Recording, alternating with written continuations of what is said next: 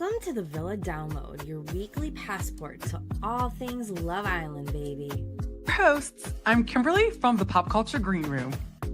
Each week, we're spilling all the tea from Love Island USA, diving deep into the drama of Beyond the Villa, jutting off to the chaos of Love Island UK, and when the time comes, trust us, we'll be bringing the heat for Love Island gangs. I'm Danielle, aka Danny Gossip Girl, host of Pop Culture Expose, and together, we are your ultimate post-Villa ride or dies. So whether you're still recovering from Casa Amor or just here for the accents and abs, savage dumpings and sneaky smooches to Villa glow-ups and Twitter meltdowns, we've got it all, plus live polls, wild theories, and the hottest fan takes. we're in the right You're in place. the right place. This is the Villa Download.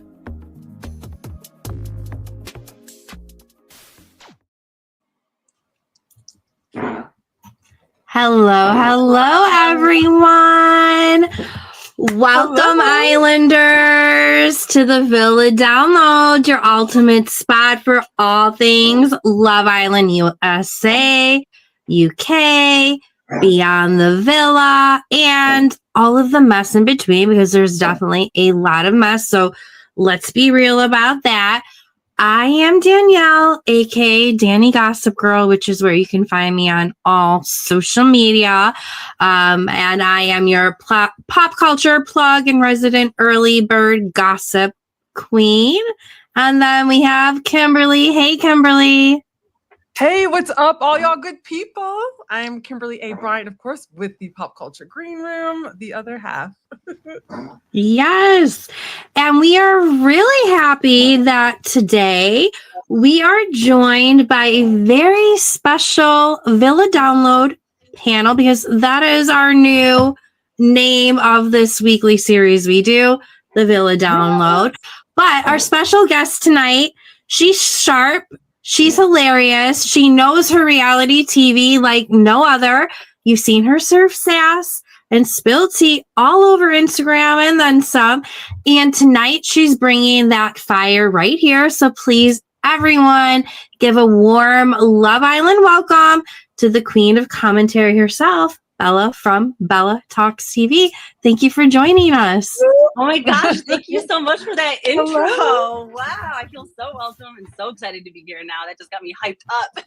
Yay, happy to have you. Yes, thank you, everyone. Yes, again, you see my moniker, Belle Dashe. I don't know why I didn't think of that earlier. I'm like, why did the whole season went by and I was like, I'm Belle Dasha. I didn't even put Belle Dasha. I was like, wow, I could this whole season I could have been Belle Dashing it up.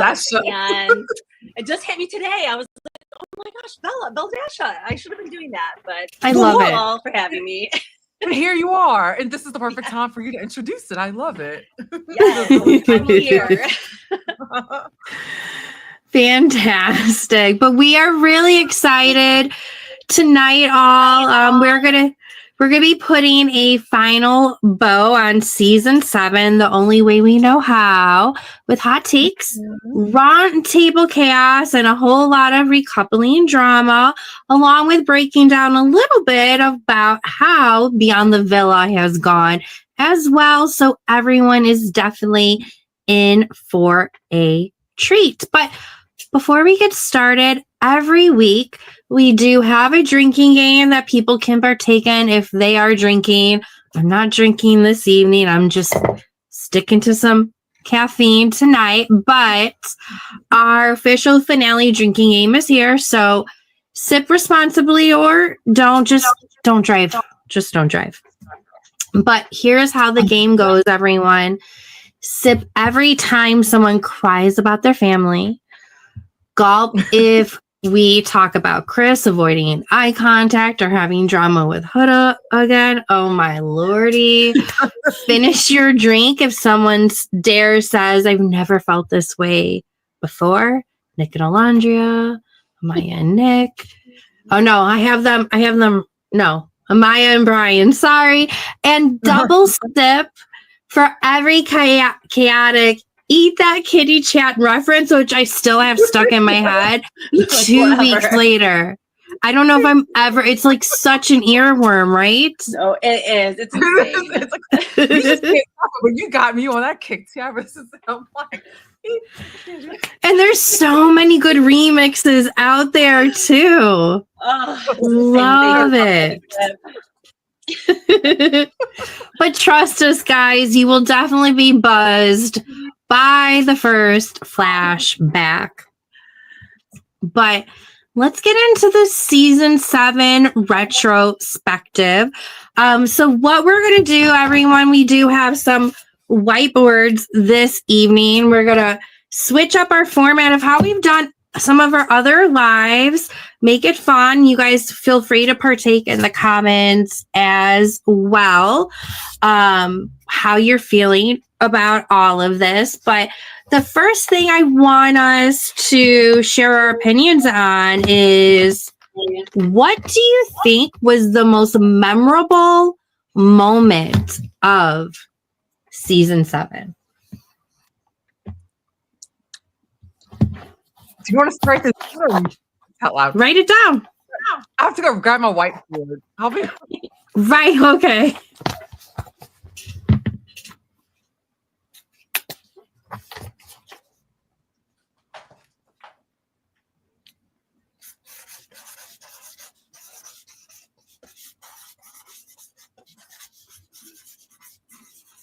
I mean, there was so many memorable moments, Bella Dashe.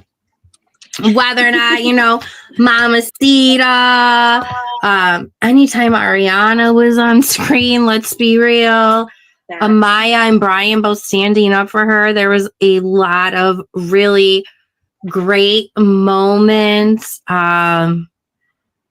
Hood's dancing moves too. So I'm really curious to know what everybody's most memorable moment will be. And I am going to also launch a poll as well.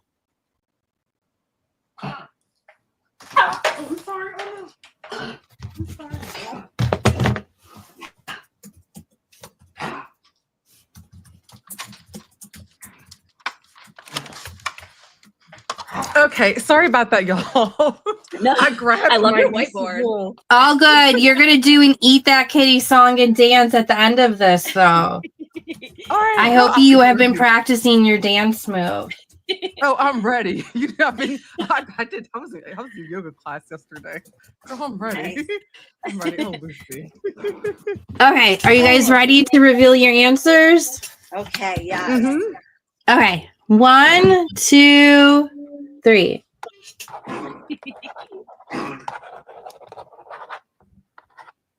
Ooh.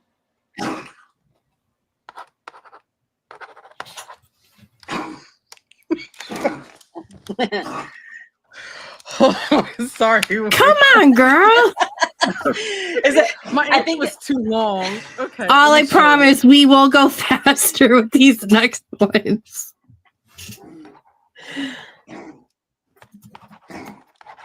Okay. Now the Can you suspense read is my killing me. I'm handwriting? excited. Yes, yes. You guys are on the same page. Oh, you guys all did this. Did we all do the same one? I'm surprised we all picked No, Huda as our most memorable moments. I put the Hood on Chris breakup. What did you guys all put? I put Huda and Chris breakup. What did you put? Yep, but and my I answer have was too long. Huda revealing she's a mommy. Yeah, that was my other one as well, because I feel like all of them were major firsts in Love Island franchise Yeah. history, right? Has there ever been a mom? And how long have you been watching Love Island for? I'm one of the people that just came in last year. I had went back and watched clips from season 5 Love Island. But to be honest, I don't know what it was. I think like something about the live watching of it is it's not the same to go back and watch. So then having the ability to live watch last season and really get in then I was addicted. And then this season was just a whole nother beast. And I'm glad that they've acknowledged that too. Like even the cast has been like, holy crap, like our season was even bigger than season 6. And they all thought season 6 that broke the internet. So Uh-huh. it Which is crazy. has grown in this past year. So So yeah, now I'm Mhm. curious if I should maybe go back and watch the old ones just for the lore of it all. Plus, I want to get into the Love Island games, but of course, it's the biggest time commitment ever. So Right. hopefully Yes. It I have is. the time. It's a I good love binge, it. though. Yeah, Very It's a true. good excited binge. to. Okay. I think I'm it's good sold. because it helps you understand the overall format. It also helps you understand how great it was before influencers came into the mix as well. So highly recommend doing a rewatch of that. And I've also launched a poll in the chat as well for anyone that wants to partake on what they feel like one of the most memorable moments are. The options are that Maya and Brian standing up for her anytime Ariana was on screen, the Huda and Chris breakup, and then the Mamacita moment, just because that went pretty viral. Okay, next question, ladies. Who had the best bombshell entrance, Oh, right. if you can remember?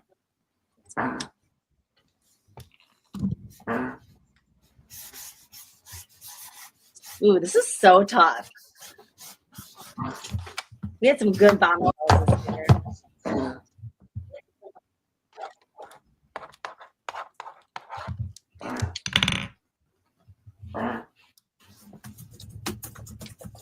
I got mine. Okay, yes, I'm locked in. She's locked. Okay, you guys in. ready? Yes. 1, 2, 3.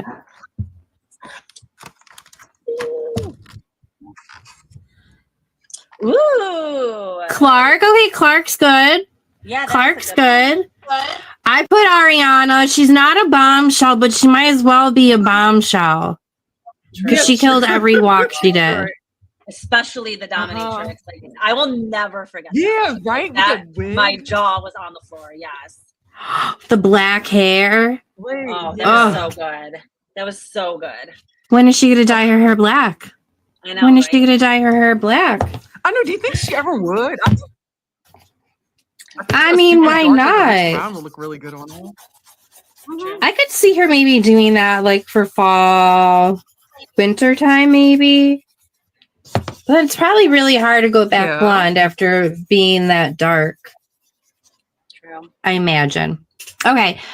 I Next. actually went with Andrina, but Oh, just to Andrina. say, there was something about Andrina, like everybody, I don't know, even the girls, I think like there was something about her, the way that she came in, and still to this day, like she has that presence. I don't know, there's something about her. She has like it really is like an X factor, like a je ne sais quoi, like thing about that you can't really, I don't know if it's like, she just seems very like classy, like I don't know, like she was a bombshell without being like trash, like not that they're always trashy, but it is definitely a little, slutty forward. So she came in with almost like pure sexual, like I don't know, something. Yeah, that's true. Watching everybody like jaws at the floor for her, and just the tan lines, like she had just like she was doing something just a little different. So I had to give it to Andrina. Totally agree. I don't think there has ever been as gorgeous of a bombshell than Not a her. flaw, Like not she a was flaw. complete package of like looks of a bombshell. I felt like she ended up becoming like a wallflower a little bit in the background, but yeah, she had a really good entrance. And Kimberly, who did you pick? I picked Clark because I loved her Christmas. Because I think it's that cheerleader vibe too. But I just like, to me, her entrance just stood out to me. It just was the one that sparked. So in a way, it, like now I want to think back at it. Now it kind of makes sense to me. Now she and Taylor make a little bit more sense. Yeah, and did you see the videos and pictures, their little cowgirl pictures that they've been posting? Super cute. And then you also see him like biting his bottom lip as he's like looking at her, like he wants her. And he didn't have that with Alondria, but no, he didn't.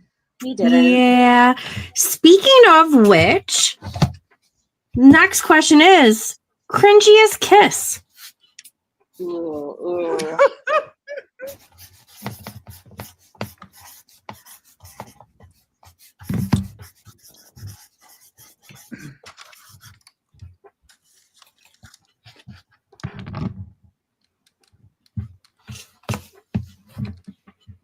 And again, for anyone watching or even replay crew, feel free to add your comments in the chat. Would love to know who you think.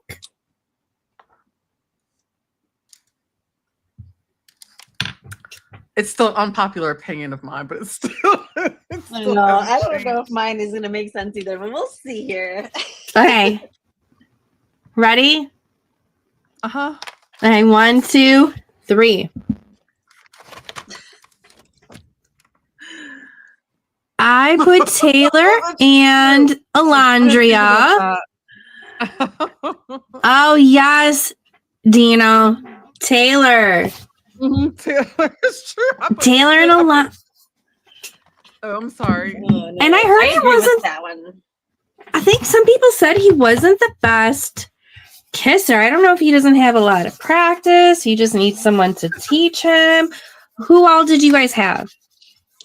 I said, still though, like I said, unpopular opinion, Alondria and Nick. I still think that kick. That Oh.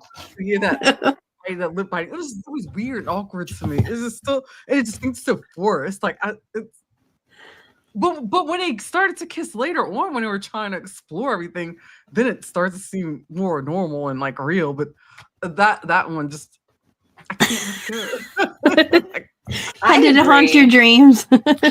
Who did you have? Okay, mine didn't really make sense because I was trying to like go back to like when was I watching someone kiss when it really made me like where I couldn't watch? Yeah. And the only thing I could think of was when Huda would start like licking everybody. Like it literally like I couldn't, it wasn't like a cringe, but it was honestly like a lump in my throat where like I couldn't. There was something about it that was like it was just doing just a little bit too much for me where it was making me cringe thinking of like her, you know. I like was 100% supportive of like everything else during the challenges. I know the challenges get crazy. I know especially the heart rate challenge, like it's supposed to be like the nastier the better, but like that just the way she did that to like she tried that move on everyone and it was just the way she would be looking at them and it just really made me cringe like out of my skin. Ugh. I could see that. I could see that. And it's nice, Kimberly. You know, you have Dino agreeing with you. I hope I'm saying your name correctly. Yeah, no, I agree. Next is, who do you think is the most likely out of the Islanders to start sliding into other Islanders or even fans' DMs? Oh, let's see here.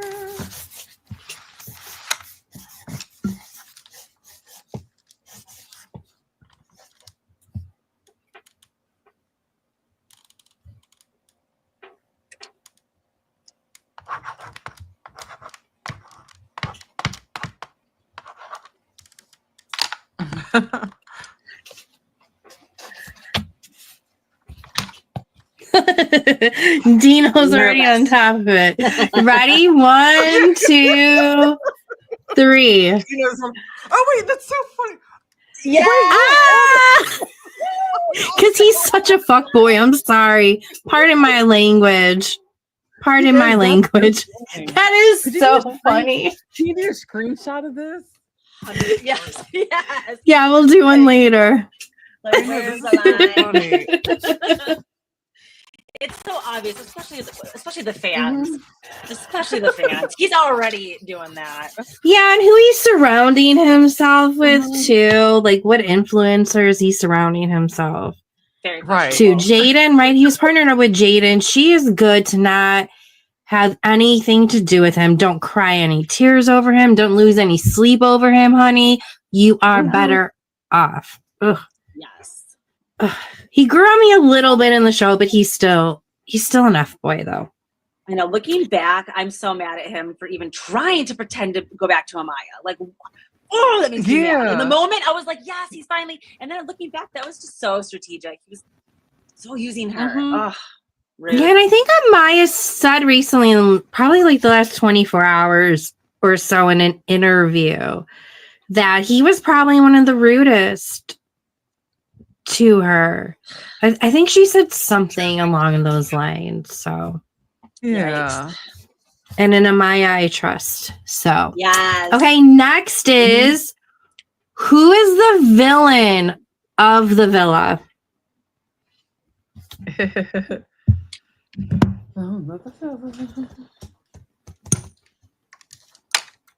This is hard. There's a lot of villains this season. Yeah, I have like a tie. I'm trying to do a little tiebreaker here.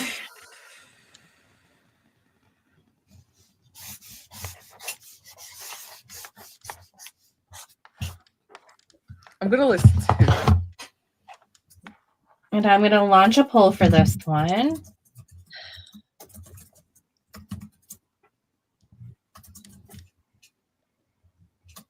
And if who I have in there is not who you think, drop it in the comments.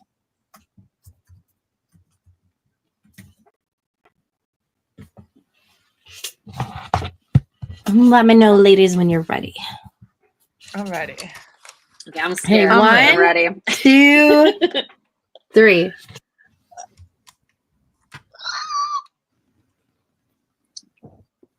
Okay. I said Ace because he's just a little shit stirrer. Yeah. I don't think he's a bad person. In the end, I do think he really liked Shelly. Maybe at the end he liked her more than she liked him, honestly. But he caused so much shit. He did. But why did you all choose who you chose? Because he was a bully. And I'm sorry. No, He was I a bully. agree though. Like I said, it's like for me, like when it comes to him personally as a person, I love him because I was a fan favorite of his since before Love Island USA. But however, as a character on Love Island USA, he is a villain because he had all those dudes gang up on him. I mean, gang up to vote off like Jeremiah and everything because he got his little man syndrome. He got upset, his feelings hurt because Jeremiah was more popular, and then so that really made me mad. And then from there, just like he was just the ringleader and just trying to take everyone out. I mean, by right, he was playing the game like he's supposed to. It is a game, but I was just like, he's a villain. He's a villain. He is. That was where I was having my dilemma. I was like, is it my put Ace down? And I figured you guys were going to put Ace because he really was the villain of the season. But I think he was, even though he thought he was moving smooth behind the scenes and we could see all of his moves and it was very obvious to us, I think I had to put Olandria, which I know is, and I actually had made a post about this. Like, I saw that. I was like, "Oh, this is gonna be a spicy one." Go viral. Oops. I was like, okay, 250,000 people apparently agree with me that Olandria was the real villain of the season. But I was kind of making like a little joke about how everyone was mad at Huda, and I'm like, she's not the only one making moves. And my problem with Olandria and why I found her to be villainous was purely with the Clark situation. Like, I feel like in season 6, when Leah tried to pull the same kind of stuff with Rob and Andrea, and it was Andrea.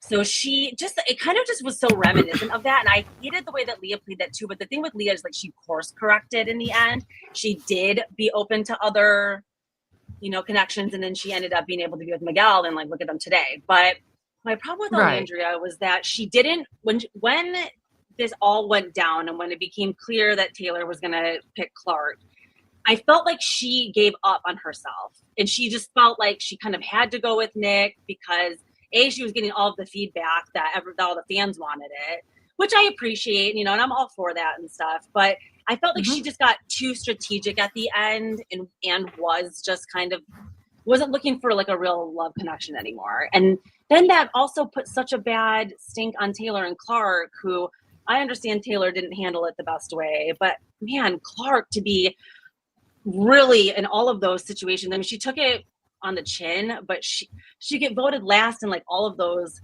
polls and everything because all the Alexandria fans. I don't know. I just felt like that was really villainous. Just turning she got her whole fan base to turn against Clark and like really go after her. And it's like the girl really didn't do anything. I like Clark. But, yeah, no, Clark really didn't do anything. She didn't kiss ass, but she didn't do anything. So I appreciated how she carried herself with everything she was put through. Like she didn't flinch at all. And it is wild how people forget that the Islanders last season did the same thing, if not worse. And they got called out for it. And I don't know. It's just wild how things just change from season to season. I want to say ultimately, Sierra and Yulissa did the worst of the things outside of the villa, but thinking into the actual villa. I think that's who we thought. Yeah, that's the way I was thinking about it. Yeah, like as like the show progressed and like who was there from start to finish, pretty much. That's how I was looking at the whole villain thing. But yeah, like I gotta say, Ace is my villain. Yeah. He's your villain and your lover. You like a bad boy, Kimberly. We know that, but you're trying to change. And Dino thinks Nick is a snake. No, he is. Yeah, too. I could see that. Yes. They were so jealous of Jeremiah. Yeah, they were. They were. Jealousy. Ace the ringleader. It's like, get him out. I still miss Jeremiah on my screen, man. Oh, so yummy. I know. So yummy. I know. I loved him. Okay, next is we're in the twist and turns part of this retro. Who do you think came up on top the most?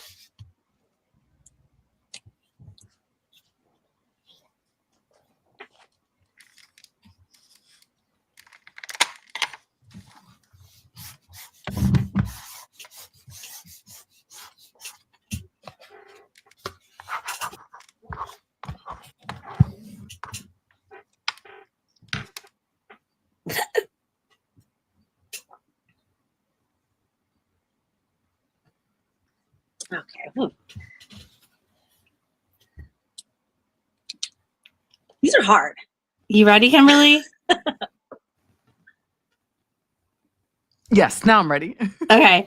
1, 2, 3.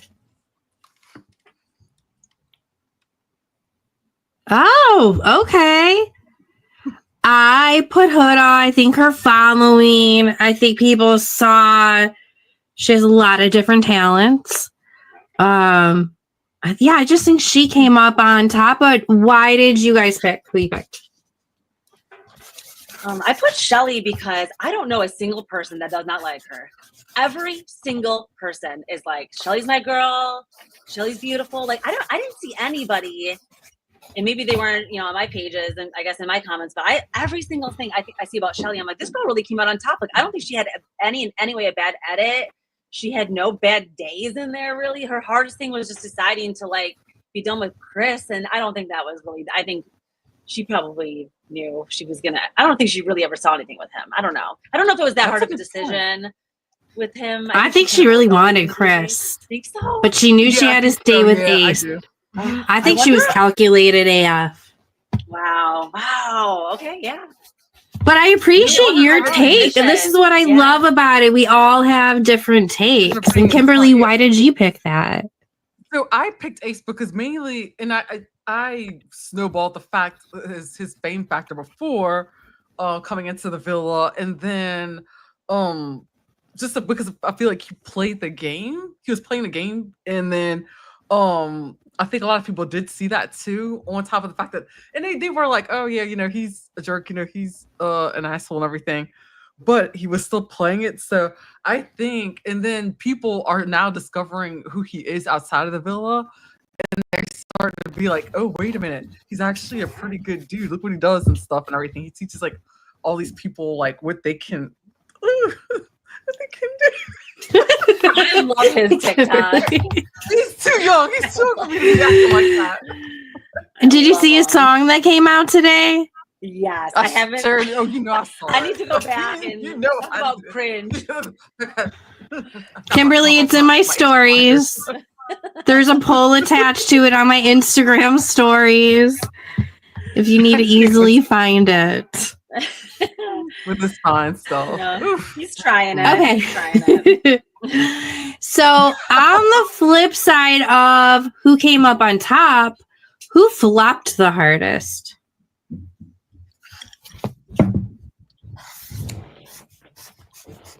Oh, me, I forgot the dude's name.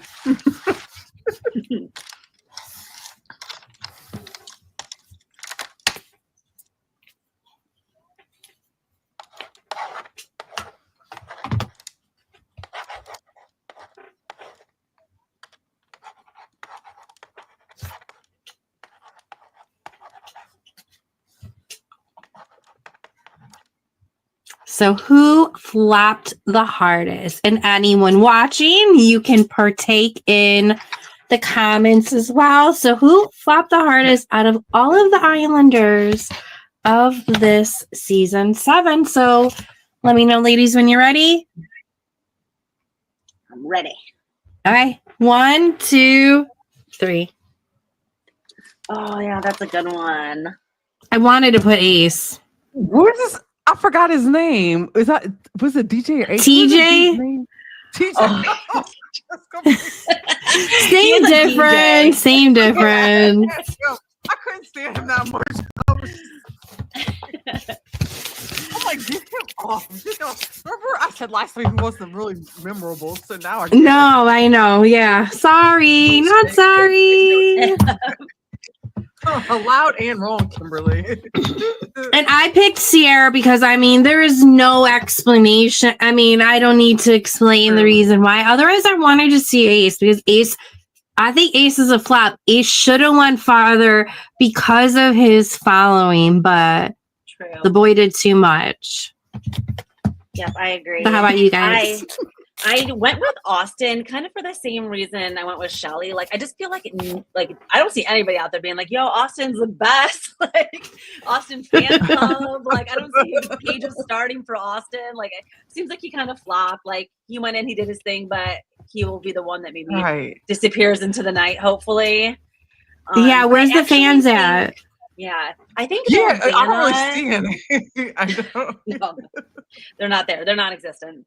But I think Vanna, unfortunately, too, was a close second runner-up. She just couldn't. I mean, I realized the appearance, was very controversial, but like even personality-wise, like it didn't seem to pop. Like no one really seemed to make a connection with her. Like she was kind of in and out real quick. So even Grayson was around longer than Vanna, Grayson to this day, I'm like, who? But she was almost to the end. Vanna's trying to milk it now, though. She's trying to milk it now. How about you, Kimberly? So I said TJ/AJ/DJ. He was just so like not that memorable. And then when it's like he came in, it's like he came in like a wrecking ball. Like not in a good way. I mean, not like a wrecking ball. It's a good way. You didn't want to be wrecked by him, Kimberly? No, maybe like 11 years ago, maybe. Oh, really? Oh, I'm surprised. No, Kimberly, no. Well, like I said, like 11 years ago, but that's why I used to hook up with his crazy military dudes, that look like that. I've grown up a lot since then. I stay away from the military. But anyway. Oh, yeah, I could get that vibe. There are some good Marines out there, though. There's some good Marines out there. Whew. Kimberly, I'm happy. The whiteboards help off with the fanning this time around. Okay. Herself. What did I do? What did I start? So next up, ladies, what do you feel like was the biggest twist and turn of the season?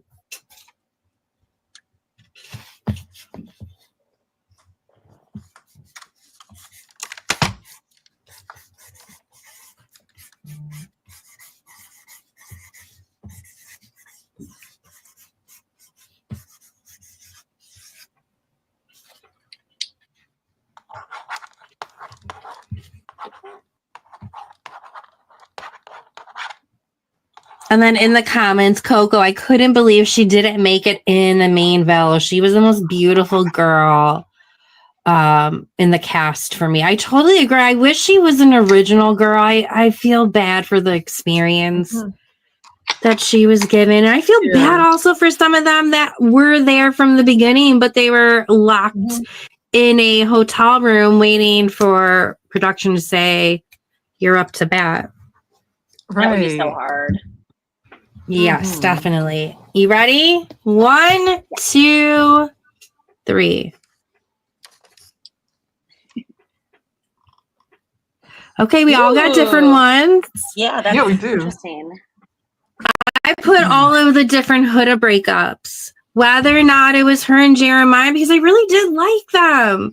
At the first, I feel like production set them up to fail with putting them on that date so early on. And then, of course, that epic Chris and Huda breakup as well. I didn't see that coming. I thought they had turned the corner after family night, but I was wrong. It's making me laugh. They can launch you a fake dumping. Yes, that was so memorable for me. Like I still don't think I'm going to recover from that, because that is such a mind. Like, especially to get sent home, you think they're gone. Everyone's crying. They let them all cry it out. Like, they shouldn't have even given them the 30 minutes. I know, right? I know. There should have been, for them to do that to everybody. That is so crazy. It was really like bringing people back from the dead. Like to be sent home like that and have everyone really think they're gone. That thing really messed me up. And then the whole with the G-Wagon pulling up, and then I don't know if you guys saw the rumors too that like they thought Jeremiah was like in the front seat, and like it just the 24 and hours that they were gonna do the hotel where they bring them all, the little twist that they did in Australia a couple seasons ago. Like, no, unfortunately. Yes, that would have been a fun twist. There were so many good rumors about what it was going to mean, and then it was just like, oh, they're just coming back to the villa together. But it was very interesting. I don't know. I still don't know if I like loved it or hated it. It did make for a really awesome storyline. I mean, hey, it was compelling to watch. Agreed. And you, Kimberly? For me, I said Ace and Shelly being eliminated. Because I thought they were going to win it. I really did. And because they just played the game so smoothly and strategically. So really kind of surprised. I don't know. From the start, they should have won it. Huh? With being this red string theory and kind of like the serendipity of it all. From the start, if they would have played their games right, it would have been more sincere. I feel like they probably would have won. They didn't play it right. There were too many conspiracy theories online because I didn't know what to believe either. I'm like, yo, have these people been together for a year? Are we getting played? Like, I started to feed into all of the different theories online, and I didn't know if they were playing us or not. And that's why I couldn't, in the end, like believe in it. Even though you're right, they should have been in the favorites from the beginning. It's kind of sad. Yeah, Jeremiah going home killed me this season too. I feel you about that. Even though I didn't always like the way that he moved. I mean, I didn't like the way that everyone moved, but that doesn't mean I wanted everyone to leave. But okay, next we are into the heartbreaks and the redemption arcs portion of it. Who do you feel is overall the strongest of the couples?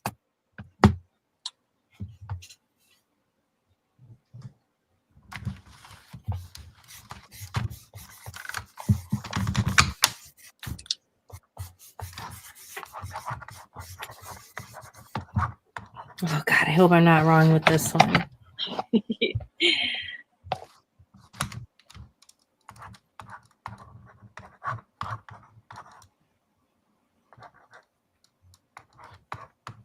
Could there be some rumors out there?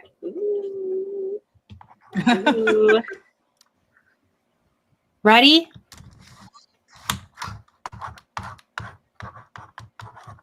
Yes. Okay, 1, 2, 3. Ooh. Oh, wow. Okay, Iris and Peppy was going to be my second one.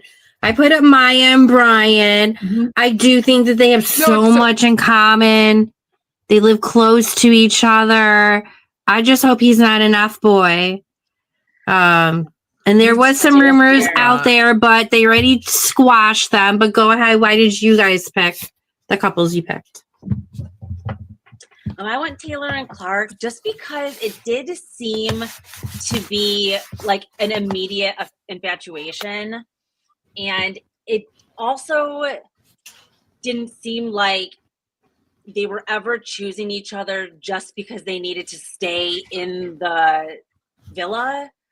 And I'm not thinking that Brian did ever start to be, want to be the Casa Boys over in the, I don't know. I'm really hoping not, because I did vote for Amaya and Brian. They are my favorite couple. I was definitely super into them winning and was so happy. But I don't know. You're right. Like, they can be very strong on the outside, but there's just something about Taylor and Clark. I just felt like I could feel the energy between them, like, off the screen. Mm-hmm. And Kimberly? So the funny thing is, at first, I actually had Clark and Taylor, and then I changed my mind and I started thinking, I was like, I went to Iris and Pepe because I felt like they just had a stronger, I just felt their energy more, like, I guess, but then, all right, okay, I felt their energy a little bit more, but then too, I just think that Pepe is just fine as hell. So it's just, talk about needing the. I need like, I got lost the other day. I was supposed to be working and I just got distracted looking at his pictures, and I'm like, he is too young. He is too young. I'm scrolling. We all are.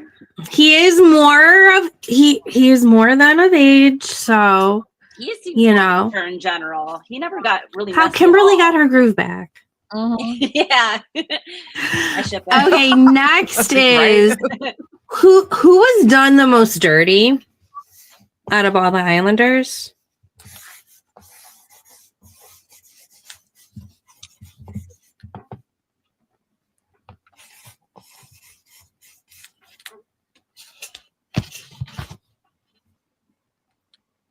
Yep, Dino. We see each other, Dino.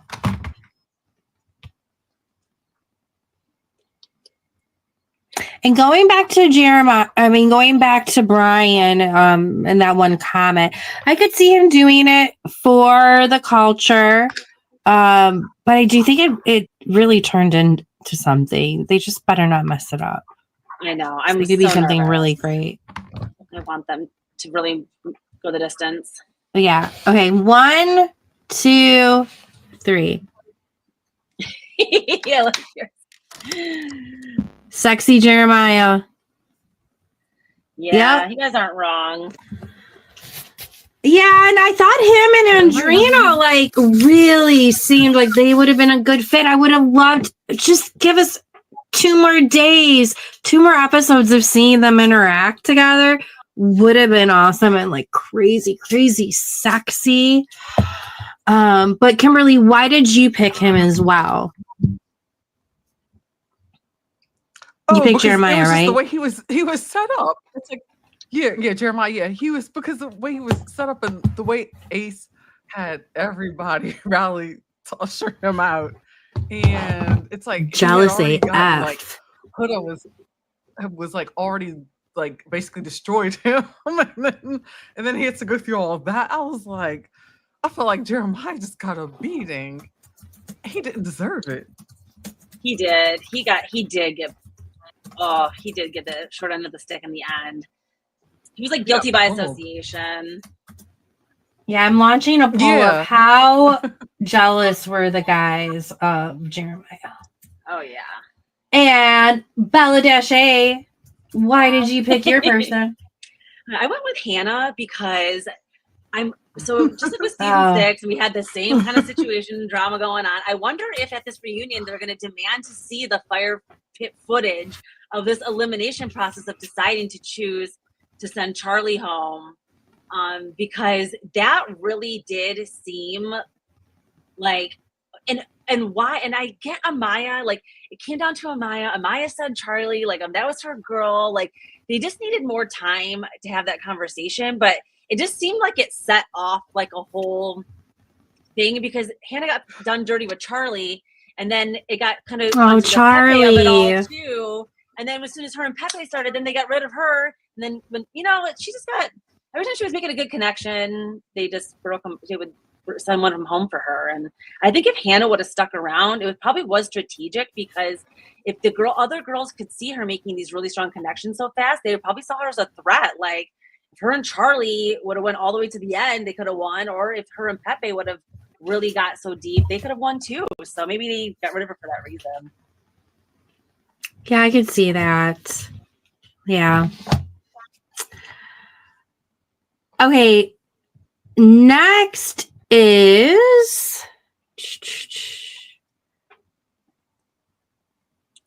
out of the two couples, who would you have wanted to keep? Out of these two couples, which of these two should have at least been in the top 4? Taylor and Clark or Ace and Shelly?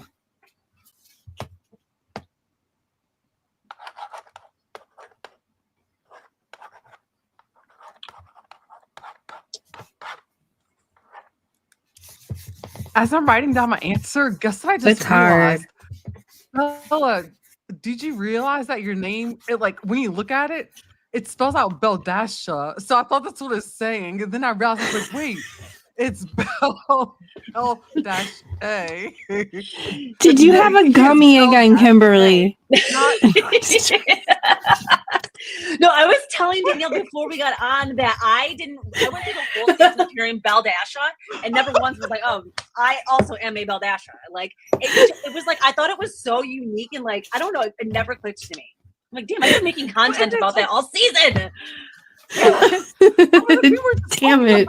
But the way I'm reading it, it's Beldasha. So I was like, Beldasha TV. I was like, wait, no, that's Bell-A. Actually, this actually reminds me, going back to our biggest flop of the season, it should have been Beldasha.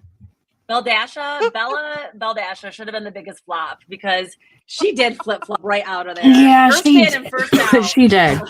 Like, so sad. I think she would have found her own. But speaking of Beldasha, while we're on the topic, let everyone know where they can follow you, though. Yes, everyone can follow me at Bella Talks TV. Just regular, spelled Bella. I'll put it in the chat. Awesome. Okay, y'all. Who out of those two couples, Taylor and Clark and Ace and Shelly, which one of them should have been in the final 4? Oh, my bad. I actually erased my answer. Let me rewrite it. I got excited. Sorry. Okay. Oh my God. What is wrong with me tonight? Here we go. I want to say Ace and Shelly just because of them from the beginning, but I really love the progress of Taylor and Clark.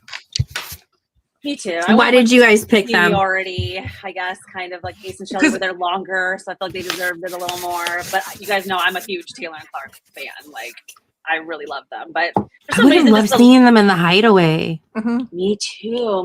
I would have loved that would have been a good them. test for them. Yeah. Damn. Hideaway. And how about you, Kimberly? So I said Ace and Shelly because, like I said, day one, I mean, they already had that pre-connection going in, and then it's like had they played their cards exactly right, they should have won it. But so that's my thing. Awesome. Okay, we're gonna take a break from the whiteboards, which is good for the moment.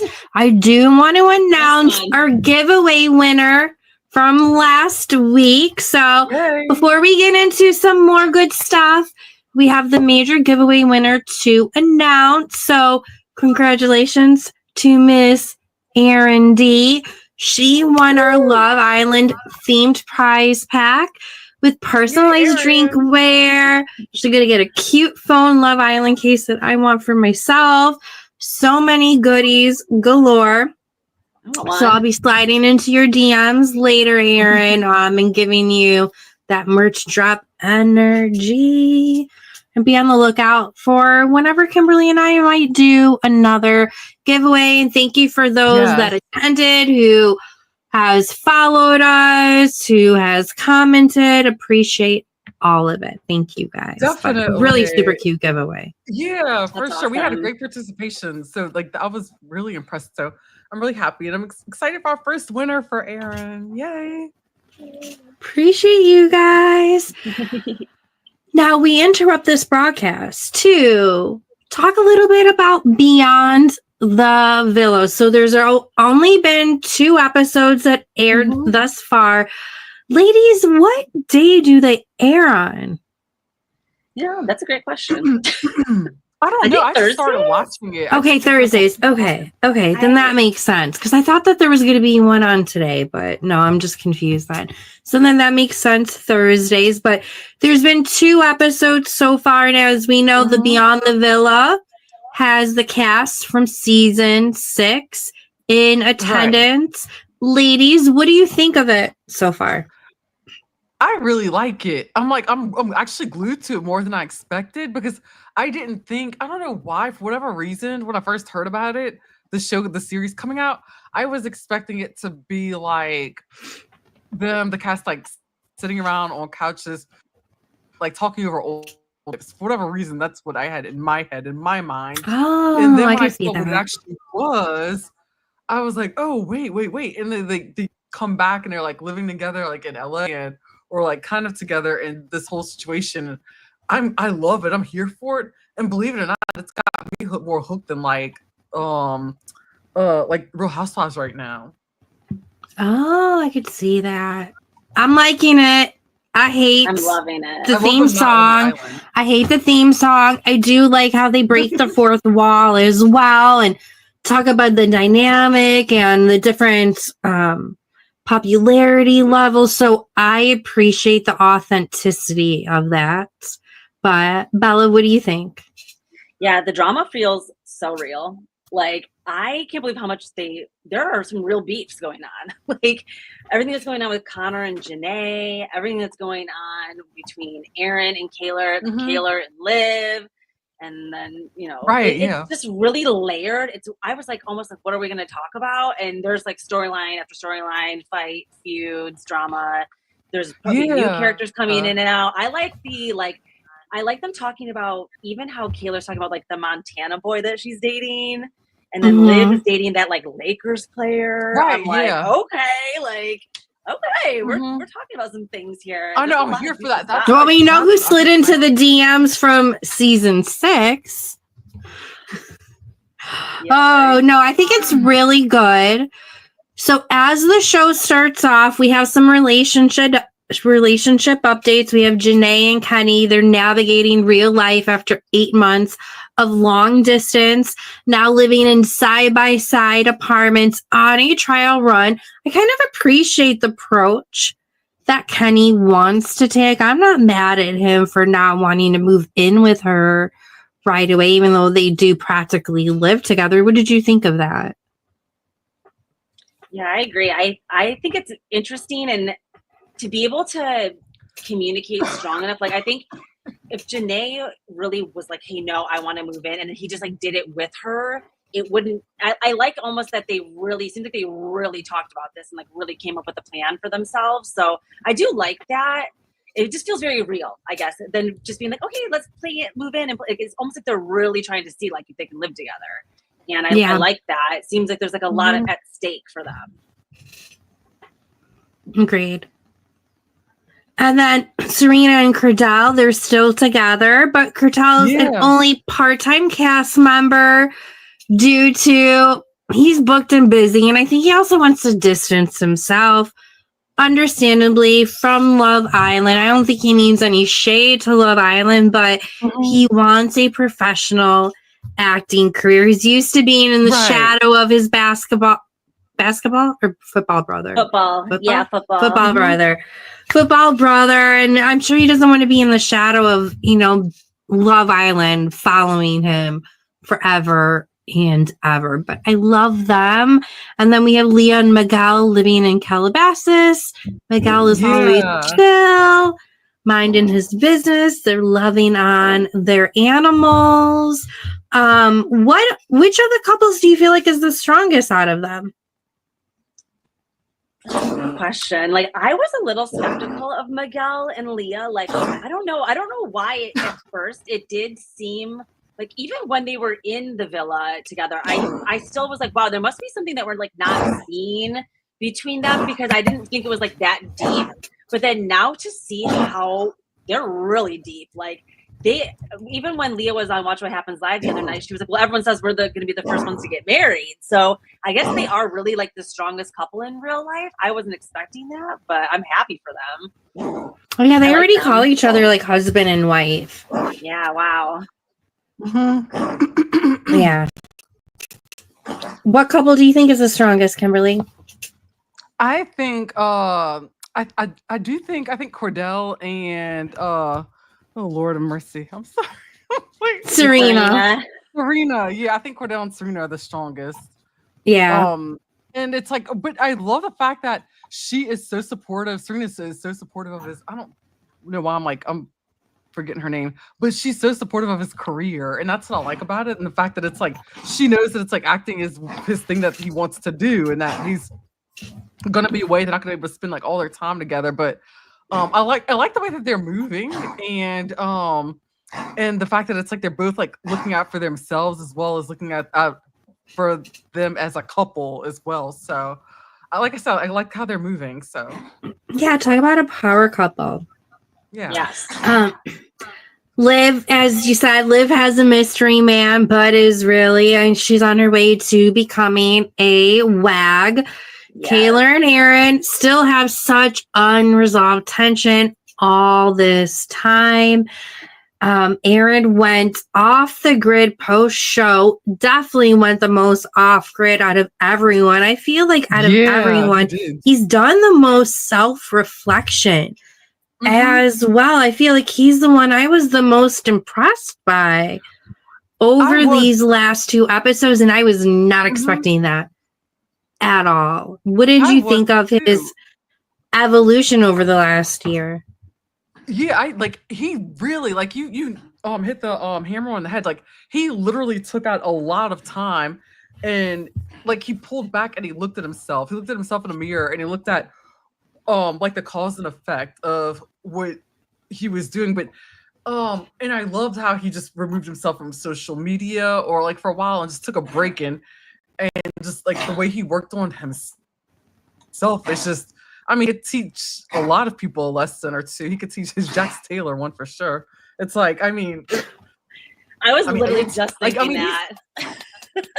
Yeah, say it louder for the people in the back. Long, you know, like, yeah, just like, I love the fact that he's got the self-awareness. I think that's what really, and for him to do all that at like his age, like, I was really impressed. So, like, kudos to him, like, because he's put in the work. So I'm like, yeah. I agree. At first, I was like, okay, he's really like, I thought he was coming in like a little too much like tail between his legs, like wanting everyone to feel sorry for him. But then in the second episode, it made it even more apparent. Like, he's like, I haven't slept with anybody else. I haven't, like, since Kayla, like, you know, it really shows like, no, this is really affecting him deeply. And even like his friendships and his mood to even want to be social with his friends and like just be out. He's afraid, I think, of what people are going to say to him in public. And I feel like empathetic towards that. I don't think what he did was anything worse than like any other, you know, he should have done it. He should have played it better, you know, of course, but he didn't do anything like diabolical in the end. Like, he's still a good person. He still deserves to No, have, it's like, not that serious. Yeah, it's not that serious. Kayla is just very dramatic, and that's okay. That's our girl. Appreciate it. Yes, love her. Oh, but, yes, but he she made for such a good Costa More last season's Costa More was so amazing. So amazing. So what are you guys, I mean, I feel like Kayla and Liv are kind of stealing the show a little bit. I hope that tension is for real and not just for play, because I could see them potentially doing that. But what are you thinking about the Liv and Kayla tension? mean, it bums me out. It really bums me out. Like everybody, even, I mean, to see their friends, everybody wants to see them get back together. I mean, I loved how they pulled like the switch and bait, like a little switcheroo on her last episode. And like she said, she's like, I would have still came if you told me Liv was going to be here, but it looked like they were both kind of ready to at least try to start to talk about it. But I know it's a bummer because they were such a just form of girlhood, and everybody wants to see the girls, you know, being girls and not fighting. We want it to be like a sisterhood. So yeah, get back on track. Right. And I'm friendly with their stylist. They both share the same stylist I too. agree. These Yeah, two they look amazing incredible. sisters that I follow and communicate with. I want to ask them so badly, like, is this for real? And if so, is it hard having both of them as your clients? Is that hard? I'm just so curious about that dynamic. But I hope they can work through it. Me too. Because it was fun watching them after they left the villa and they were living together on Kaylor's Christmas tree farm property. Yeah, it's very sweet. I thought that So was so cute. sweet. I love that part. Yeah. But what I did like was, which showed me, I love the human aspect of it. When Kaylor called her dad, when she was talking to her dad about the whole situation and how she felt. It's like, I like that part because you could just see how sincere they both were.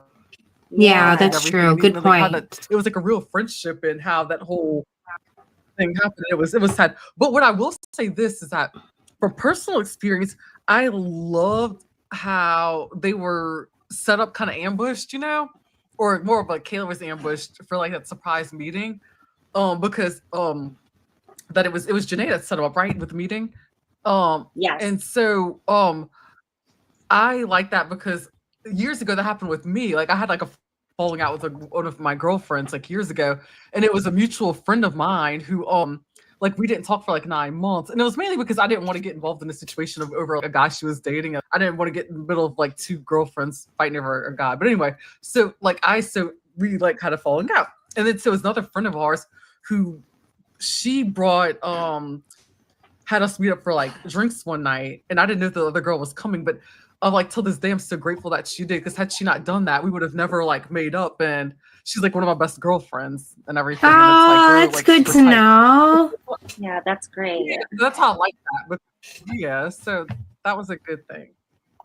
But yeah, unfortunately, Kaylor and Liv, the friendship is spiraling because Kaylor felt like she wasn't invited to Liv's secret boyfriend's birthday. Maybe it was a misunderstanding. It's still hard for me to really understand that.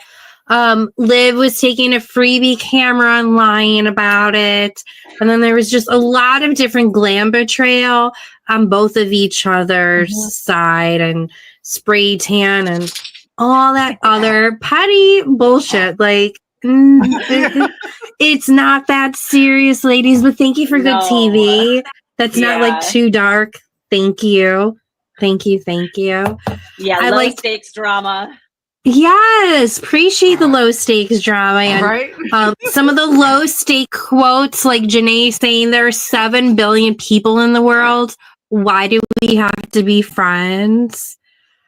And Kaylor's dad saying treat Liv like an associate too. I mean, that's kind of a real statement. It stinks though, but there is a nugget in there that they have to solve. Like it does. Like seems like Liv did lie and make up some crazy story.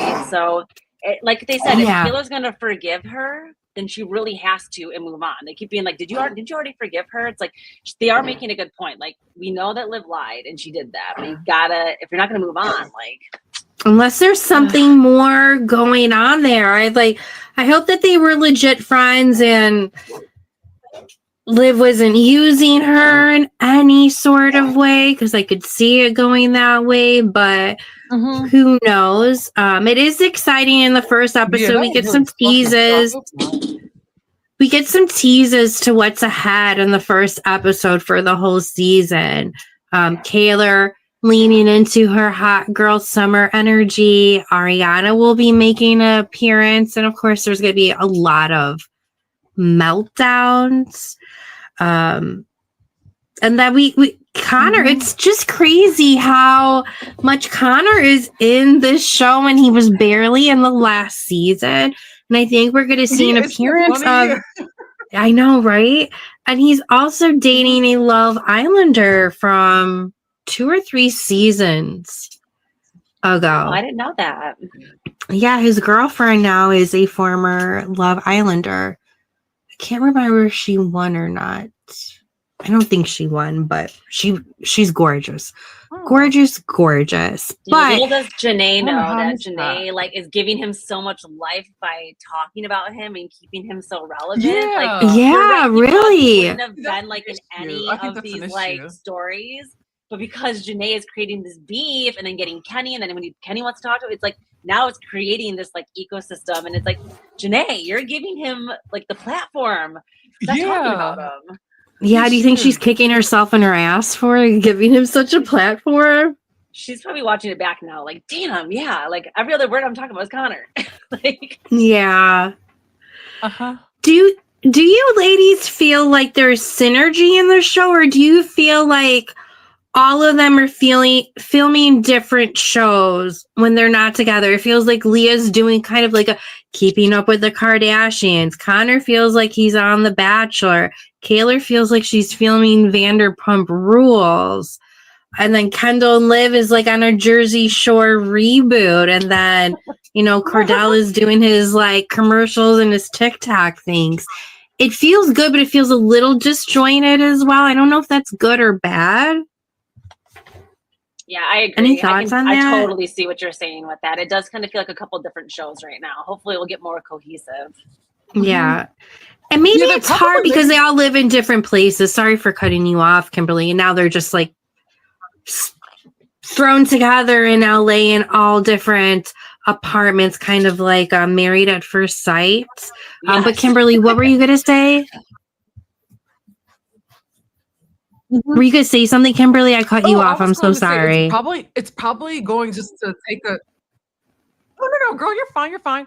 It's probably just going to take like a couple episodes or a few of them, like for them to find their footing, because this is also like a brand new show. So, but I think if they just kind of come in there, if they would just go in there themselves and just not try to produce themselves, because that's what it is right now. It's like they're kind of like they're trying to self-produce, and that's why we're getting all these different vibes of all these different shows. So it's funny that y'all brought that up because I did notice that too. So I'm not the only one. Yeah, but that's also on production too. So that's on production. Yeah, oh, true. Yeah. Yeah. I'm I think wondering maybe- if the first episode, I'm wondering if the first episode was kind of like, okay, they had to do like the Love Island night. Like they had like that party. So they're like, okay, we're going to have everybody back. Like, let's just film it and see what happens. And Yeah. then because there was so much going on, if they were like, okay, like we have to continue to follow this, and maybe there was like a little gap or something in between or something. You're right. Like it feels like all of a sudden they were like, okay, let's like continue to follow this, but they didn't really know like what they were following yet. So Yeah. I could see it because this is brand new for Love Island. So I want to say I appreciate how much they're trying new things. They're putting themselves out there.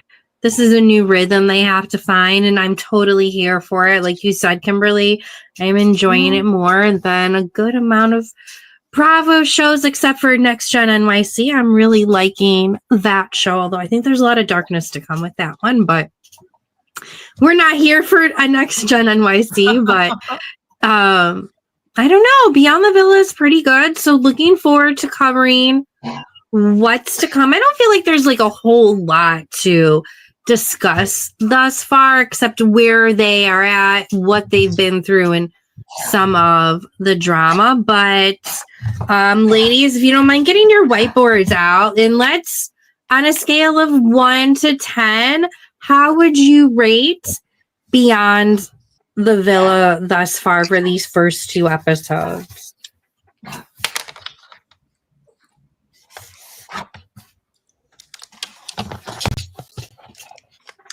I'm ready when y'all are. Okay, 1, 2, 3. Oh, that's We all got them so funny. 7s. I love it. Oh, Yeah, I that's just solid funny. 7. I'm looking forward to seeing what their rating will be throughout the season because I appreciate them putting themselves out there, breaking down some fourth walls. They just need to find their footing. That's all I feel like, and get a better theme song. That's what I think. Mm-hmm. Yes. Yeah. But I'm really enjoying it. Speaking of enjoying it, if you're vibing with us, and let's be real, you better like that TikTok, you better say nice.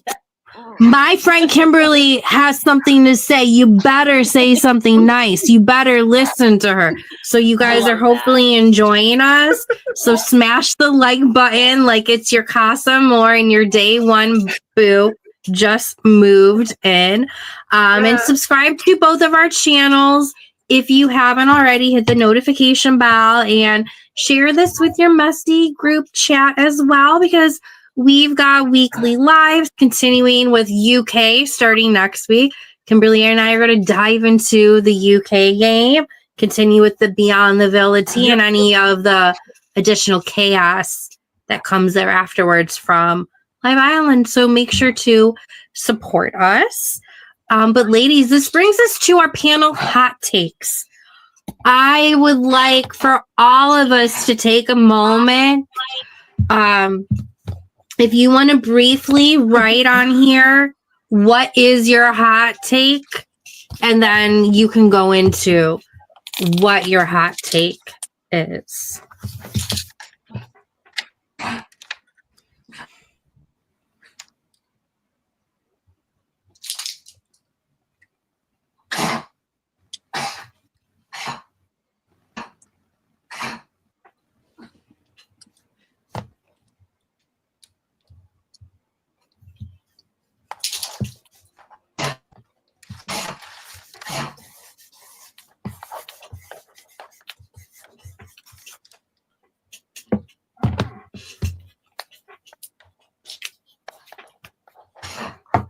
Okay, I am ready whenever you ladies are ready. What is our hot takes of season 7 of Love Island USA? What is your overall hot take?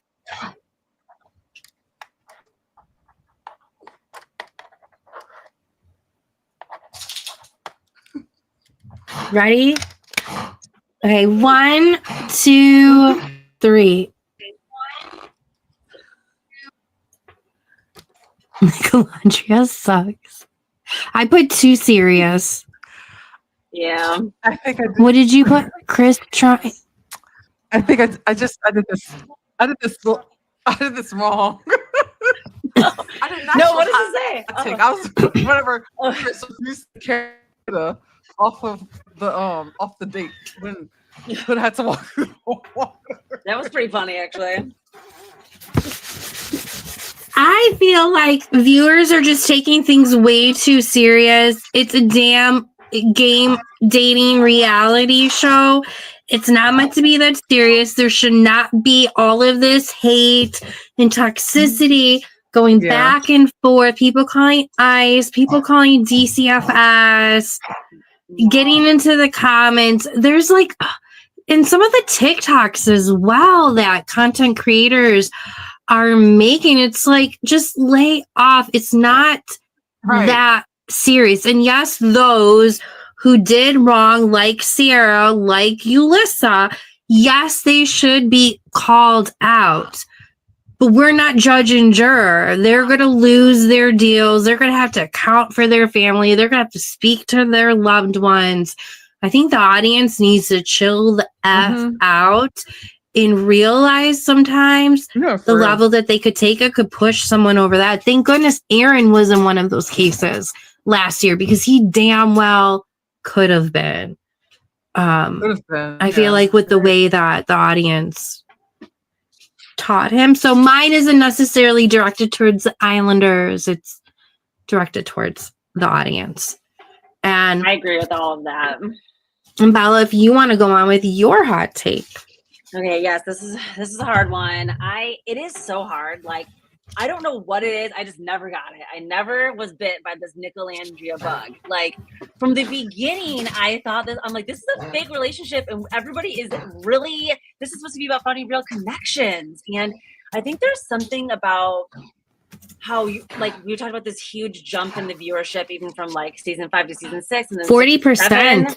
40% Like, new viewership. and there's That's so many new insane. people that don't understand the true concept of the show, and all of these new viewers coming in. Like, there almost needs to be at the beginning of next season, like this is what Love Island is about. Like, almost like the history. Then you should do like a little like history intro or something. Oh, like, I have set it. the tone. Yeah, they need to like set the tone for the season, because I think Yeah, I agree. new fans are coming in and they also don't know how to interact correctly with the villa, and the way that the voting and everything was going this year. It was like, okay, hold on, like, we're like losing. We lost the plot. We really lost the plot in season 7. We need to like come back. That's why I really was like so into Amaya and Brian, because again, it was like, okay, I'm voting for, like, I felt like, again, like a real connection. So I don't know. I understand people really liked Nicolandria, but to me, that was like the antithesis of Love Island. To me, that was like a fake relationship that I really didn't see ever doing anything. Now they are outside of the villa now, and it does seem like they are still together. So maybe I just didn't see it, and other people really did see it, but time will tell. True that. We should have a calendar where everyone starts placing bets and see who gets the closest. Kimberly, what Yes. is your hot take, babe? Okay, so my hot take, I was actually doing like a real hot take. It was the moment when Chris was the breakup between he and her. And it was just I'm dumbfounded still. Just like that Chris handled that whole thing. And then at least he could have done was at least carried the poor girl. He could have carried, and he didn't even do that. I was like I'm like, dang, for real. But oh man, I don't date anybody like I mean, well, I have dated people. I mean, I haven't had anybody do that to me, but I've dated awful dudes in the past. Like, oh, that Same. oh, And That I was launch so a poll. so Should Chris cringy. have carried Huda? Sorry, I cut you off, Bella. No, I actually, I think it played out how it was supposed to. It was kind of iconic. And Hoda going back and taking the champagne bottle by herself and just having a moment. I think that was good TV. Yeah, and I like how she really doesn't let anything was. bother her, though. She doesn't. It was she great. does TV, have though. very I thick I skin. rewatched that scene 4 times. I like laughed so hard. It was like 'cause I couldn't believe it was really happening. But TV gold. Oh yeah. Okay, ladies, let's do our final lightning rounds. We're going to do these ones faster than the other ones. So who is your favorite toxic couple? It's okay to like toxic couples, even if it's not healthy. Mm-hmm.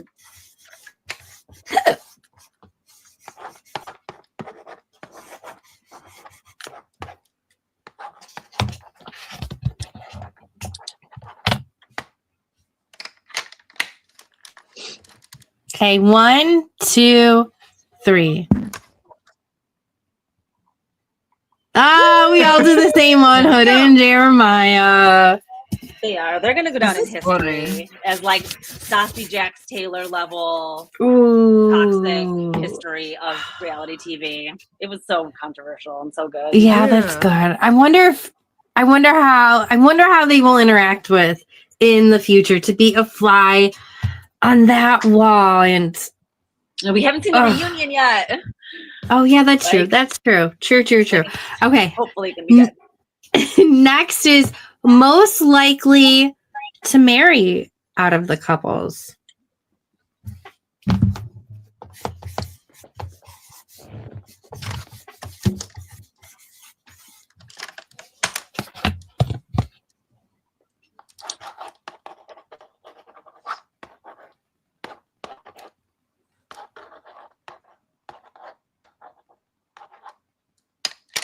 you writing down Alondra? You wrote down a lot. Oh, Maya and Brian. Okay. They're my second runner up. I just feel like Iris and Peppy live super close to each other. They also have family or friends that know each other that are in each other's weddings and stuff. So I think they have a lot of glue there that would tie them together, but we'll see. Best to all. This is a fun one. Most likely to crash out post Villa. It's a good one, but a hard one though too.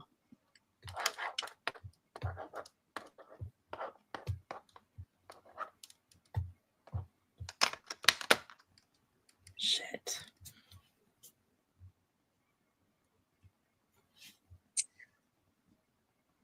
This is a hard one, but okay. Yeah, this is a little hard one.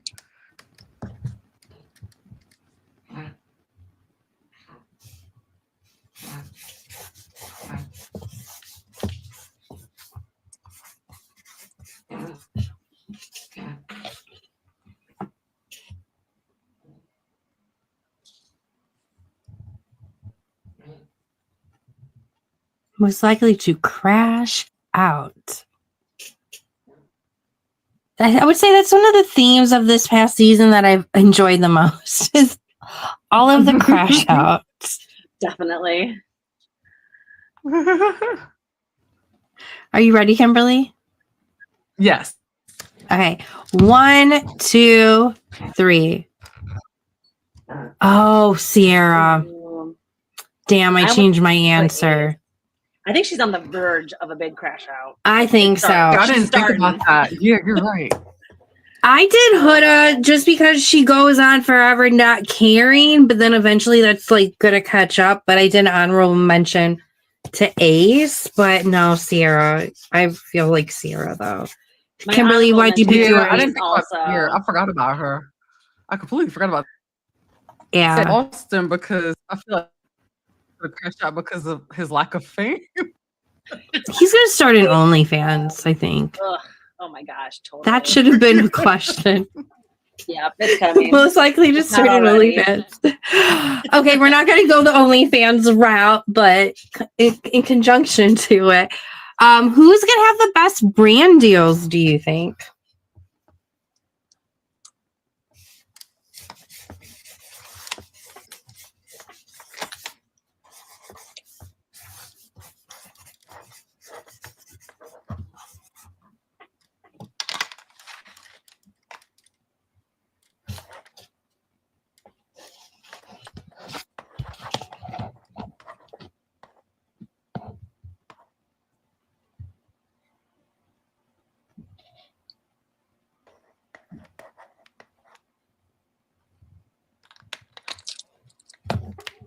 Ready, Kimberly? Okay, 1, 2, 3. Oh, Huda and Pepe. Ooh. Oh, okay. I can see Huda. Pepe is a nice one to throw in there. Yeah, that's interesting. Because he should get brand deals. Because you just want to keep on looking at him. Calvin Klein. I think Amaya's. Oh yeah, Calvin Klein. Oh yeah. Oh yeah, yeah. Huh. Yes. I think Maya is a slam dunk. I just picked Alondra because the way she carried herself, and she is one of the most gorgeous ladies on the show. I feel like. Who do you think is made for Hollywood?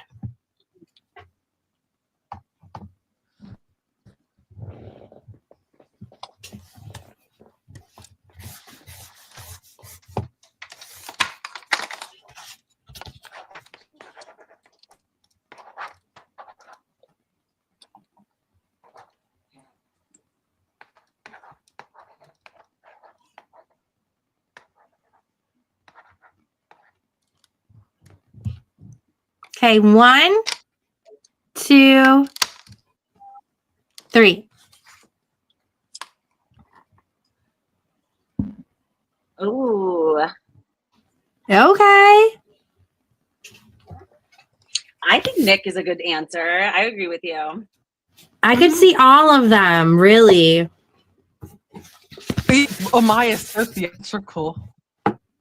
Oh, yes. Yes, she really Definitely. Definitely. Yeah. Maybe I'm thinking Nick because he looks so much like Walter Goggins. He really does. He does. Freaky. He just has like this swagger, like effortless swagger and charm about him. But who knows if he's to be trusted. Okay, who is the biggest disappointment of the season?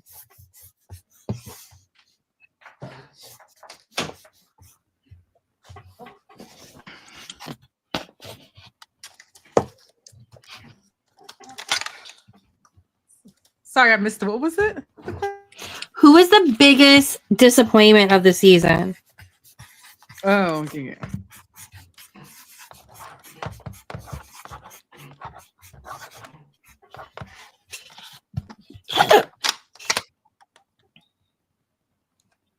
Ready? Mhm. 1, 2, 3.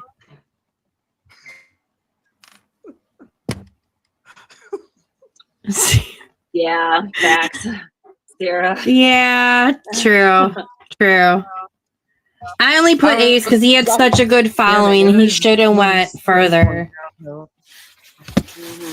True. I know with Huda, it's weird because I'm not disappointed in her like as a person. I think that she's still like again coming out on top a little bit, but I was disappointed like with her journey in there. Like I would have really liked to see her make a real connection with somebody. And I think that she probably really would have had that with Jeremiah had she been able to like check herself just a little bit in those situations and kind of, but she was being herself. So, you know, I'm glad she was being authentic, but if she would have been able to really, I think that they could have probably broke through and became like a fan favorite, but yeah. No, it was crazy in my on my YouTube. I do daily polls on there as well. And leading up to it, everyone, and it was a lot of votes, was hoping for Huda and Chris to win. I was like, are they going to win out of everyone? Because it was by a lot. So I think everyone was pulling for them, but they fumbled it. yeah. If they would have been stronger just between themselves and towards those end of the episodes, people could see them cracking already. So yeah, if they would have been able to like fake it till they make it, they probably would have won. Agreed. Okay, next we have 2 more questions. What is one thing you would want production to do again next season?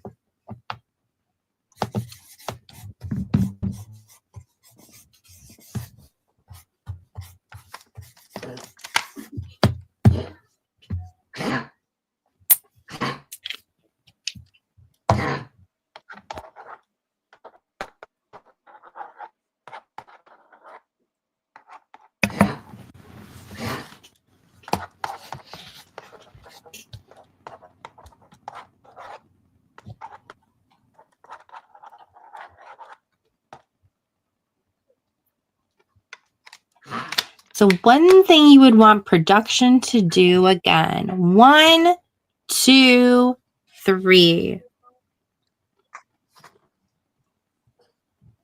Oh, Sunland Girls. Heart rate challenge. Yes. Oh, yeah. Oh, very good. Yes. Very good. I put mixing it up. I really like, even though I feel like OG Love Islanders didn't really like this season they did so many switch up. It wasn't the completely normal blueprint of what Love Island normally is, I think in large part because of the formula of the cast that they created. That blueprint wouldn't have worked. So I appreciate that they kept us on our toes, and that also helps Islanders who are trying to play the game not know what's coming up ahead. But why did you ladies pick yours? Because I love that whole scene. Oh, sorry. Go ahead. You go ahead, Kimberly. Sorry. Because I love the energy that came out of it, and just like, because you wanted to see who like reacted to who, and that's what I liked about it, because some people were talking one way about some people like behind their backs or in front of them, and then it's like but their heart said another. Ace, for example, remember Ace? Whenever Huda got on top of him, it's like, oh, okay. It's like, okay. That was spicy. Got up on that face. Mm-hmm. How about you, Bella? I just felt like that whole scene with Ariana coming in and then whispering, and then the guys didn't know that the girls were like that whole thing. That the energy was up. It like revamped the whole season. It just started like a whole new chapter. I don't know. I loved them switching that up and sending the girls over and then bringing them everyone back. I'm not sure if I would take that again. I don't know if I loved them all coming back to the villa together. It was like way too many people to keep track of, but so I don't like that part of it, but we'll see what they do next year. Yeah, we shall see. So again, for next year, what should production change next year?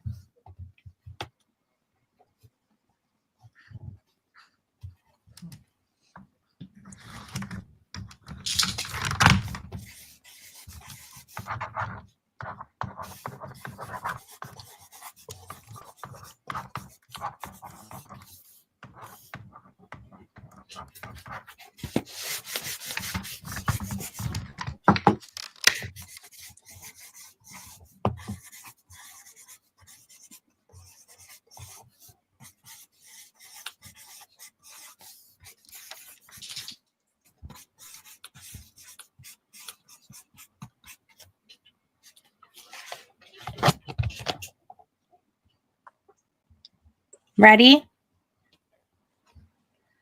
Kimberly? Yep, I'm ready. Okay. 1, 2, 3. Oh, I love Bergie. I put more genuine people. So thinking about Bergie. Need cotton candy or cotton candy drama? Need cotton candy. Like I want cotton candy. I want an activity with candy and making out and candy like straws or something like. I love this. I know what Kimberly's going to be dreaming about tonight. We know what her new fetish is now. Right? Lather me up in cotton candy. Oh, love it. Love it. That's so funny and specific. Mine was kind of like a long one and a weird one, but I don't know if this is normal and how it has just been since the beginning of time. But I don't like when we do there's like a vote and they do like another vote. Like it's like they're like, okay, everyone vote for like the couple that's gonna go home, and then they let them inside, then vote within that. Okay, now we pick it's like, no, we already did this. So I don't like these like chances for the Islanders to save people that we've already voted out. It's like either give the fans the power or don't. It's like production's always keeping their finger like in there so that they're still always controlling everything, and it doesn't really give us the sense that we're like, which I kind of agree they kind of probably have to, like, we see how we've voted before. Maybe the show would really get like messed up if they let us have power, but I don't know. It just takes away. It's like, why am I even voting? Well, I would say in past years, there's always a competition or voting where that does happen, but they just did it excessively this year. Where it's like, okay, do we even have any poll? We don't really seem to have any polls. So I feel like they just did that a lot more this year. I think maybe in part because the Islanders weren't bringing drama. You're not going to bring drama, then we're going to create drama for you. You guys aren't really talking about your issues, and we're going to force you to talk about your issues, which is the reason why they went in with that kill switch with that envelope, the reading of the letters, which they don't normally do, let alone that late in the season. That was like a nail in the coffin. It's just like, let's blow it to shit and see if they can recover from it. So it's not normal for it to be that much, but Too much. overall, ladies, one last rating. How would you rate season 7 based off of what you guys know from your knowledge of only watching 2 seasons of it? I am an OG watcher of it.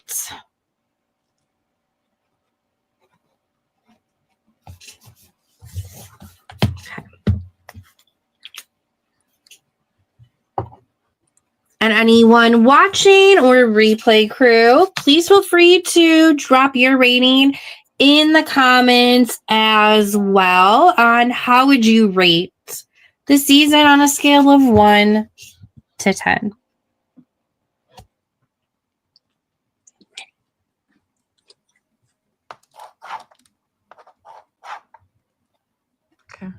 Okay, 1, It's harder than 2, thought. 3. 9.5? I was addicted to it. What? I was like, Wow. I was every single night seated waiting for it. Like I was like, I can't. I could wait see with that. I was obsessed. And that's with what's so nice about appointment watching TV. I do appreciate that. I also liked all of it. Sparked really good conversation. Even though it didn't always feel like Love Island, but I'm not mad at you for picking 9.5. I'm just surprised. You need to watch past seasons. No. Now you really need to I'm watch going past to. seasons. Kimberly, why your vote? So I did a 7 because it's like it's still new for me. Season 6 is my first time watching it. So and this was a good season, but I really didn't have like any other. Oh my gosh! Look. Hi, Candy. Who's a good girl, Candy? Sorry. No, but that's what anyone who stayed on to the end, they I deserve just, to see this cuteness. yeah, Sorry, I was- Kimberly. Yeah. Candy gave it 2 paws up this season. Oh my gosh, look at those paws. Look at this. Hi. Like and subscribe if you like this dog. Like and Yes, subscribe. I like this Do name. not diss Candy. Do not diss Candy. So, Kimberly, I'm so sorry. I'm sorry. I'm so sorry. Why your rating of 7, honey? Oh yeah, I said 7 because this is like the second season I've actually watched of Love Island because season 6 was my very first exposure to it. So I haven't watched all the others really to like kind of really compare it to. So I would say I gave it a 7. Yeah. I feel you. We definitely have discussed a lot. Again, like, subscribe. Make sure to follow all of us on social media. Danny Gossip Girl. You guys relay where to follow you guys as well, so I don't butcher anything. No, mine's super easy at Bella Talks TV for Instagram, TikTok, YouTube, and my podcast also on Apple and Spotify, all at Bella Talks TV. And Kimberly? And I'm up a little. I can't even talk. Okay, so I'm representing the Pop Culture Green Room, and I've got this is Kimberly A. Bryant. So I'm gonna just put my little tag in the comments as well. So that's my Instagram and my TikTok and my YouTube channel. So and then the Pop Culture Green Room TikTok, that's different. That's the dot. And then everything else is the Pop Culture Green Room. Awesome. All this season had heartbreaks, hookups, shady edits, and some wild redemption arcs and more to come. But no matter what, we are here with you every step of the way, every twist, every G-Wagon return. Well, maybe Bella's not here for the G-Wagon return. Every blindfolded kiss challenge, we have covered it all. So, guys, thank you so much for riding with us this season. We'll see you on Wednesday for more drama, more laughs, and more Love Island lives as we cover Beyond the Villa, Love Island UK, and the latest happenings. And then when the time comes, Love Island games as well. So stay glam, stay messy, and stay tuned all. Thank you guys. Bye. And thank you, Bella, for joining. Take care, guys. Thank you for having Thank me. Bye, you. everyone. Bye, guys. Take care.